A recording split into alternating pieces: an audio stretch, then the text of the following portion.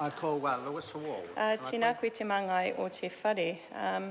It is my pleasure actually to speak on this, the second reading of the Children, Young Persons and Their Families Advocacy Workforce and Age Settings Amendment Bill.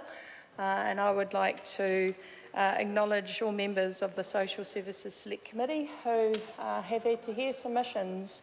And I know in this space a lot of trauma would have been spoken about, and so I want to acknowledge the work that the committee has done. And I specifically want to acknowledge my colleague Kamau Sepuloni, who's our lead on that select committee, and also Jacinda Ardern, who is our spokesperson for children. And I am going to read something that has been produced in terms of our support. And that is that this bill contains a change we've pushed extremely hard for, and that is a rise in the age of care and protection. It's something we believe passionately in and was the basis of our support for this bill in every stage till this point. This is also the reason we will support this bill at second reading. Mr Speaker, I also want to note that we disagree with the bill's move to separate care and protection from the age of the youth justice system. This should be 18 years of age too. And I want to highlight the main issue that we have in opposition to this piece of legislation. This bill also contains a massive, regressive and dangerous set of provisions which will allow the Chief Executive to delegate powers that can currently only be performed by SIF social workers. There is no ability for Parliament to have oversight of these powers and almost no checks and balances in the way they will be delegated.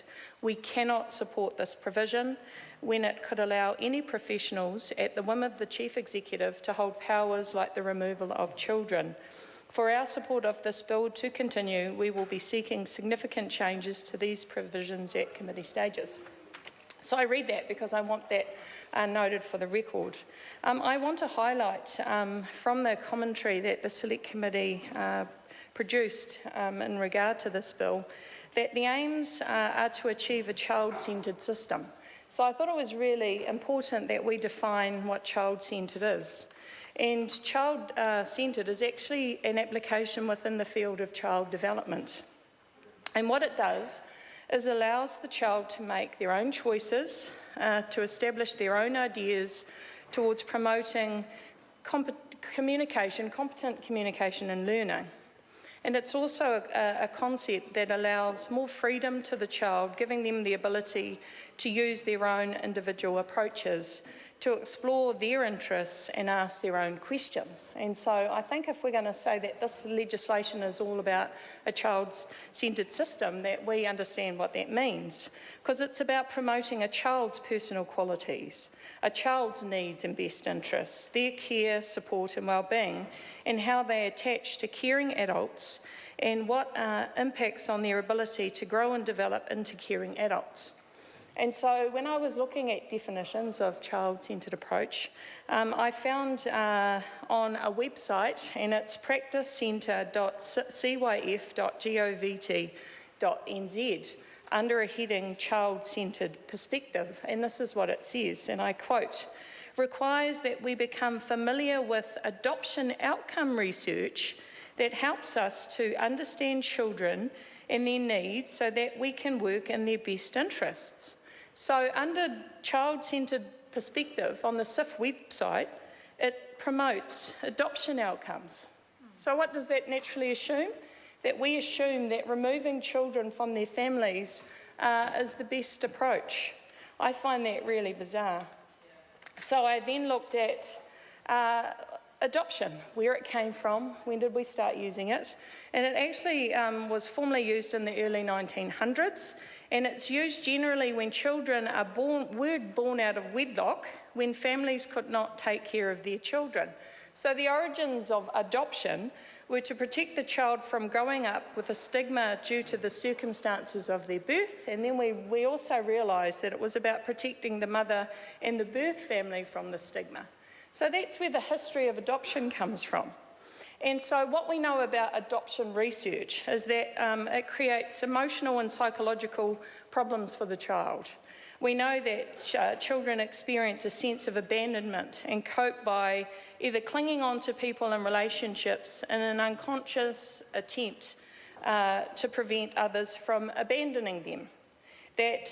Or that they either push people away because it's better not to care because you're anticipating all the time that people are going to leave you, and when they leave you, they'll hurt you. And so I find it incredible that that's what we're promoting, because I guess my questions of this child-centred system are, will children get to choose if they live with their biological parent or not? Is that what this piece of legislation is promoting?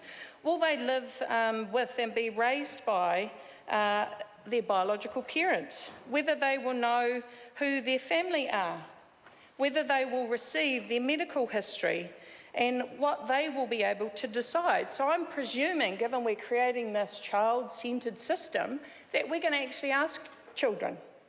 We're going to say, do you want to be removed from your parents, or do you want to stay with your parents? And then we're going to listen to them. So if the children say, we want to stay with our parents, then actually the system is going to allow the children to do that. And then what the system should be doing, obviously, is supporting those families who, through a number of circumstances, we've already talked tonight about families or individuals who have addictions, and what we as a society are going to do to help people who have addictions. We're going to support them and provide them with all the support that they need to be able to, I guess, have the treatment and the rehabilitation so that they're not addicted to drugs and alcohol. Right. So we're going to do that. Are we going to do that to the families of these children? Because if we have a child-centred system, then actually that's exactly what we should be doing.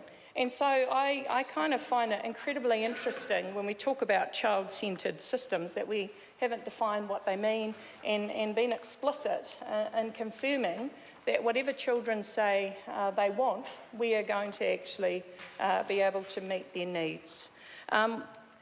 One of the other issues that this piece of legislation has highlighted is that we will encourage children and young people in decisions that significantly affect them, that we will ensure that the policies and services have regard to the views of young people, that we will support the setup of all these independent advocacy services with a particular focus on children and young people, and that we will allow a broader range of professionals to perform a wider set of tasks to help identify and meet the needs of vulnerable children and young people.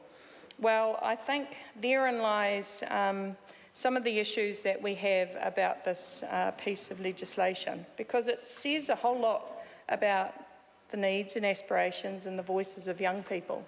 But I think what we know, Mr. Speaker, is that this bill has no intention of doing that at all.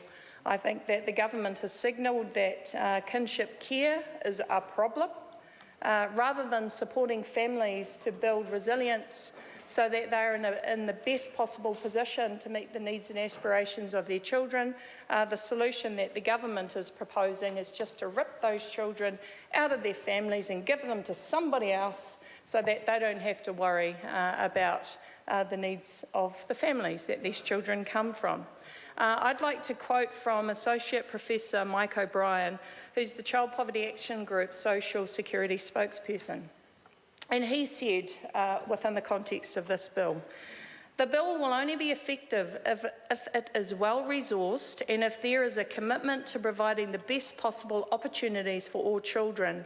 We need well-resourced social services with high-quality social workers as a vital part of a comprehensive approach to children. The test for the bill lies in whether government provides the budget to ensure that all children are properly provided for and well protected.